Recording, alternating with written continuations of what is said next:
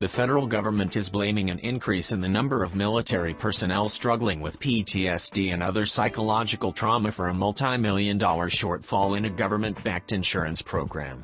The Defense Department says there has been a 60% increase in the number of service members who have left the armed forces and applied for long-term disability benefits under the Service Income Security Insurance Plan over the past 5 years.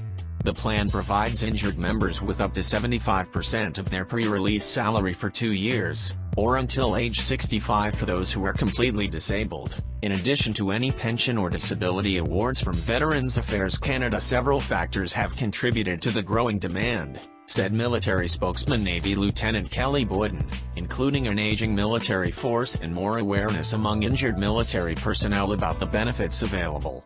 But financial documents tabled in the House of Commons this week also say there has been a significantly higher number of claims, largely owing to increased awareness and recognition of post-traumatic stress disorder and mental health. That was why the insurance plan was underfunded, the documents say, and why government was being forced to add an additional $623 million to address the shortfall. Boyden said there are currently more than 11,000 long-term disability claims through the insurance plan, and that the new normal is approximately 2,500 medical releases per year. Experts have long warned that it will take years to reach a full understanding of the psychological cost of the war in Afghanistan, with many more veterans expected to come forward years after having served tours in the war-ravaged country. The increase in medical releases also explains why more disabled veterans are coming forward to demand health services and financial support than expected, forcing the government to give Veterans Affairs Canada an additional $177 million.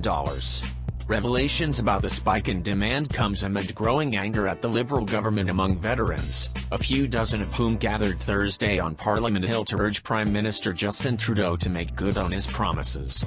Those include scrapping the current system of compensating injured veterans and bringing back the system of lifelong disability pensions that existed before 2006, as well as cutting the lengthy wait times that veterans must endure when applying for benefits. There has also been outrage directed at Trudeau ever since he told a crowd in Edmonton that veterans who have taken the government to court to get the previous pensions reinstated were asking for more than we are able to give right now. Colin Saunders, who organized Thursday's protest, said Trudeau threw down the gauntlet to veterans with those comments, and that he planned to fight until Canada's veterans are treated properly.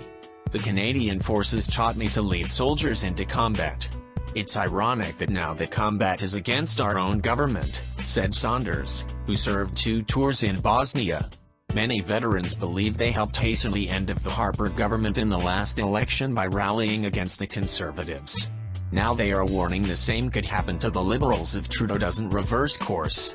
We will get together and we will do our best to bring down the government, said Ron Clark, who was at the forefront of veteran efforts to oust the Conservatives in the last election. We will try to bring down the government if they don't fulfill their promises. Alex Wellstead, a spokesman for Veterans Affairs Minister Seamus O'Regan, defended the government's record on supporting former service members, including the hiring of more staff, reopening several closed services offices and increasing benefits. We believe that our Canadian Armed Forces members and veterans deserve to know they will be supported if they become ill or injured, Wellstead said in an email. And we know that veterans were disillusioned by 10 years of neglect under the Conservative government.